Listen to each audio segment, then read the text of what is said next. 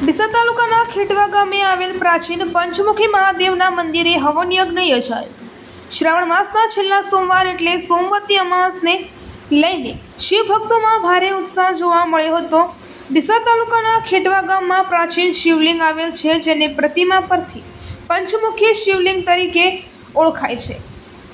આ મંદિરમાં સમસ્ત ગ્રામ લોકો દ્વારા શ્રાવણ માસનો છેલ્લો સોમવાર અને સોમવતી અમાવસ હોવાથી દર વર્ષની જેમ આ વર્ષે પણ હવન યજ્ઞનું આયોજન કરવામાં આવ્યું હતું, જેમાં મોટી સંખ્યામાં શિવ ભક્તો ઉમટી પડ્યા હતા અને જેમાં ભોજન પ્રસાદીનું પણ સુંદર આયોજન કરવામાં આવ્યું હતું.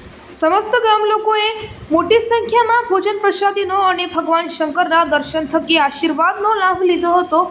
આવનાર ભક્તોનો ગામના યુવકો દ્વારા સેવા પૂરી પાડવામાં આવી હતી અને ઢોલ નગારા સાથે ભવ્ય આયોજન કરવામાં આવ્યું હતું. યોગાનું યોગા વર્ષે શ્રાવણ માસની શરૂઆત પણ સોમવારથી થઈ હતી અને શ્રાવણ માસની પૂર્ણાહુતિ પણ સોમવારના રોજ થઈ હતી. ત્યારે શિવ ભક્તોમાં અનેરો આનંદ જોવા મળ્યો હતો. આજે બનાસકાંઠા સહિત સમગ્ર દેશમાં મોટાભાગના શિવ મંદિરોમાં હવન યજ્ઞ યોજી શ્રાવણ માસની પૂર્ણાહુતિ કરવામાં આવશે.